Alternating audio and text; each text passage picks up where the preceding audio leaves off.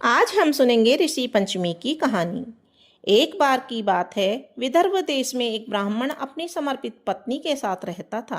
ब्राह्मण के एक पुत्र एक पुत्री थे। उसने अपनी बेटी की शादी एक सुसंस्कृत ब्राह्मण व्यक्ति से कर दी, लेकिन लड़की के पति की असमय मृत्यु हो गई, जिससे लड़की विधवा का जीवन व्यतीत करने लगी। वह अपने पिता के यहाँ वापस आ गई और फिर वहीं रहने लगी।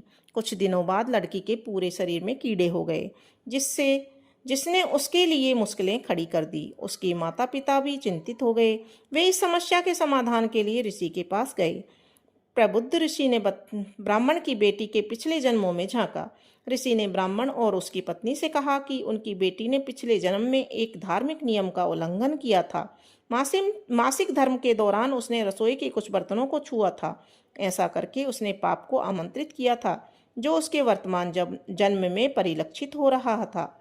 पवित्र शास्त्रों में कहा गया है कि जो महिला मासिक धर्म में है, उसे धार्मिक चीजों और बर्तनों को नहीं छूना चाहिए। ऋषि ने उन्हें आगे बताया कि लड़की ने ऋषि पंचमी का व्रत भी नहीं किया था। यही कारण है कि उसे इन परिणामों का सामना करना पड़ा।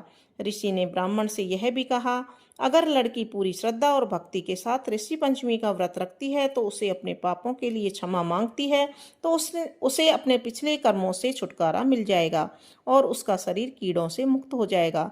लड़की ने वही किया जो उसके पिता ने उसे बताया और वह उन कीड़ों से मुक्त हो गई।